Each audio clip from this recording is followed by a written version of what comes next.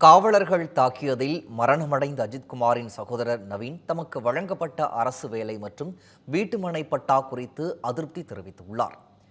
சிவகங்கை மாவட்டம் திருப்புவனத்தில் காவலர்கள் தாக்கி இளைஞர் உயிரிழந்த விவகாரம் கடும் அதிர்வலைகளை ஏற்படுத்தியது.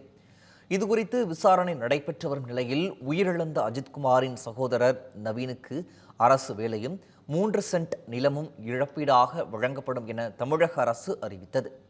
இந்த நிலையில் தமக்கு ஆவினில் வழங்கப்பட்ட வேலை அரசு வேலை இல்லை என்றும் வேலைக்கு செல்ல 80 கிலோமீட்டர் தூரம் பயணிக்க வேண்டியுள்ளதாகவும் நவீன் அதிருப்தி தெரிவித்துள்ளார். அரசு வழங்கியுள்ள இடம் குடியிருக்க தகுதியில்லாத இடமாக இருப்பதாகவும் குற்றம் சாட்டியுள்ள நவீன் இதுகுறித்து அதிகாரிகளிடம் கேட்டும் எந்த பதிலும் இல்லை என வேதனை தெரிவித்துள்ளார்.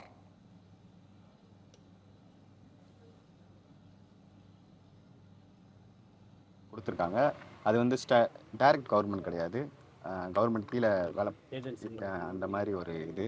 அதனால் டைரக்ட் கவர்மெண்ட்டில் மதுரையில் எனக்கு ஒரு எந்த டிபார்ட்மெண்ட்டாக சரி இப்போ எனக்கு படித்ததுக்கு ஏற்றாப்புல வேலை இருந்தால் கொடுத்தா கொஞ்சம் நல்லாயிருக்கும். இதற்கிடையே அரசு சார்பில் அஜித்குமார் குடும்பத்திற்கு வழங்கப்பட்ட நிலத்தை மாவட்ட வருவாய் ஆய்வாளர் செல்வ சுரஃபி தலைமையிலான குழுவினர் ஆய்வு மேற்கொண்டனர். அப்போது சுமார் 5 கிலோமீட்டர் தூரத்தில் ஆள் அரவமற்ற இடத்தில் நிலம் வழங்கப்பட்டிருப்பது தெரிய வந்தது. இதன் மூலமாக அஜித்குமாரின் சகோதரர் நவீன் தெரிவித்த குற்றச்சாட்டு உண்மை என்பது நிரூபணமாகியுள்ளது.